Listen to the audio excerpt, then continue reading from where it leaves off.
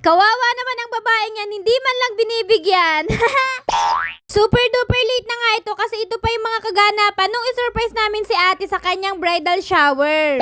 Mas nauna ko pa nga talagang i-upload yung wedding day kaysa dito kasi paano ba naman ay medyo na busy rin ang babae. Yan naman. Bali naglalakad na nga pala kami dito nung kapatid ko tapos yung dalawang bata wala lang, sumabay lang sila sa amin sa paglalakad. Bali dumaan na din muna kami dito kala ate Julian / Mare kasi nga inaanak ko yung kanyang anak. Nagulat nga siya dyan nung andyan na kami kasi paano ba naman busy siya sa pagpapaganda ng bahay niya. Pansamantala ko nga siyang aabalayan kasi nga siya yung kasama namin at kakuntsaba namin sa pag-surprise kay ate.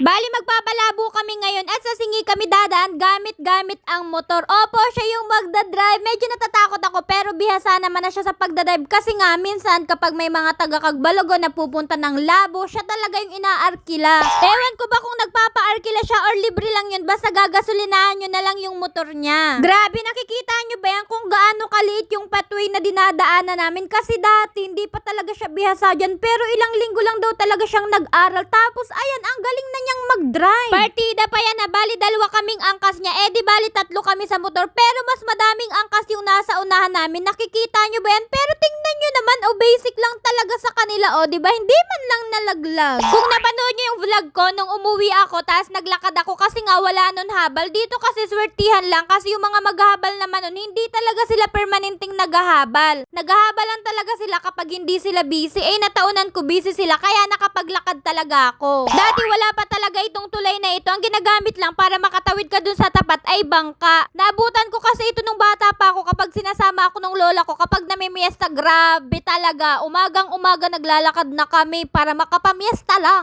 Bali, andito na nga pala kami sa Singi kaya naman shoutout kay Boss May, taga Singi daw siya. Diba nasabi ko na din sa inyo na merong dalawang way para makapunta kami ng daet. Yung una, pwede kaming sumakay ng bangka. Yung pangalawa naman, pwede kaming magmotor, dadaan lang kami ng Singi tapos Labo. Bali, andito na kami sa Labo at ang una naming plano, mag-order na muna kami ng carbonara tapos spaghetti para pagbalik namin mamaya okay na. Unahan ko na kayo, baka kasi may magsabi dyan, bakit hindi na lang kayo magluto para mas makatipid kayo? Kailangan kasi namin magmadali kasi nga kapag nagluto pa kami sa bahay, baka madatnang kami ni ate, hindi pa kami tapos sa mga pinagagagawa namin. Hindi rin namin kasi matansya kung anong oras makakauwi si ate kasi ang dami rin nilang inaasikaso, pwede kasing mapagap yung uwi nila tapos pwede namang medyo malit yung uwi nila. Simple lang naman yung gagawin naming surprise kay ate kaya naman nagpunta na kami dito sa LCC para tingnan namin kung magkano yung cake. Ang mahal pala ng cake dun kaya naman dito na lang kami pumunta sa bakery. Sorry ate ha. Wala naman kasing problema kahit saan pa namin binili yung cake. Basta ang alam ko lang at nakakasigurado ako na super duper magiging masaya si ate kahit sa ang lupalop pa ng bundok ko yung binili. Opo, tama kayo na nakikita. Bumalik po kami dito sa LCC para bumili kami ng wine. Tingnan nyo naman ang aking mare at pasayaw-sayaw pa talaga yan siya. Bali siya nga pala yung pinapili ko kasi nga tirador yan ang manginginom doon sa Kagbalogo. Nagtaka din ako, bakit pa ako bumili ng wine ay hindi nga pala uminom si ate? Malamang para sa mga bridesmaid. Grabe, kawawa naman ang mari ko.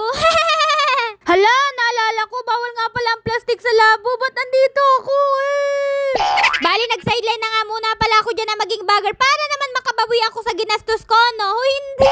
Gusto ko lang talagang tulungan si ate kasi nga nagkakahan na siya tapos siya pa yung magiging bagger para makatulong na din ba tayo kasi nga naranasan ko din yung pagkakasure na yun, no?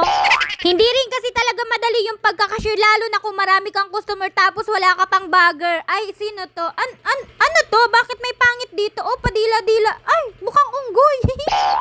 Meow, meow, meow, meow. Meow, meow, meow, meow. Kita yung bilbil, oh. Ganda naman ang kasama namin. Nanay! Nanay! Ay, napasok! Wait lang, napasok! Oh, diba? Nagpanik na yung unggoy na Zoom lang yun. Bumili na nga rin pala kami dito ng fries, tapos ng mantika, tapos ano pa nga ba yung binili namin dito? Basta nalimutan ko na. Mabalik tayo sa pag-surprise namin kay ate. Baka kasi madaming magsabi dyan, hindi siya practical. Opo, hindi naman po talaga siya practical. Baka nga sabihin ng iba, gastos lang yan. Pero para po sa akin, hindi po siya gastos kasi yung pera, kayang-kaya pa po natin yan hanapin. Kayang-kaya ko po yan ibalik. Pero po yung oras at panahon na magiging masaya si ate. Opo, ilang oras niya lang po nanamnamin yung sorpresa po namin. Pero buong buhay niya po yan babaunin. kunin. Kaya minsan hindi talaga ako nahihinayang gumastos kasi mas gusto kong makita kung gaano ko napasaya yung tao.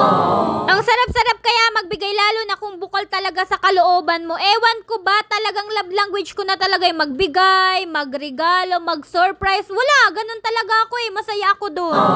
Hay nako, muntik nang mabulilyaso yung surprise namin kay ate kasi nga, di ba kukunin na namin yung carbonara tapos spaghetti tapos kakain muna sana kami bago kami umuwi. Buti na lang talaga nakita agad ni Princess si Kuya Meljo nag-o-order pala. Alam niyo ba, takbo agad kami sa labas ni Ate Julian, di na namin alam gagawin namin. Buti na lang talaga may payong si Princess na tabingan niya kami kaya nakalabas agad kami. Hanggang ngayon naiisip ko pa rin talaga. Buti na lang talaga nagawa namin ng paraan, pero ikikwento ko na lang yan sa inyo sa part 2. Bali nakauwi na kami niya sabay at hindi na po talaga kami nakapag-video habang pauwi kasi nga ang dami naming bit-bit. O, di na namin alam kung paano namin nahawakan itong cellphone para makapag-video kami. Nakita nyo naman kung gaano kalaki yung dinadaanan namin, tapos 3 pa kami sa motor, tapos ang dami pa namin bit-bit. Wala na, hindi na talaga kami nakapag-video. Shoutout nga pala kay ate, kay kumaring Julia na sinamahan kami sa hirap at ginhawa. Over naman yan. Galing niya mag-drive, no? So yun lang, bye-bye, God bless. Mwah!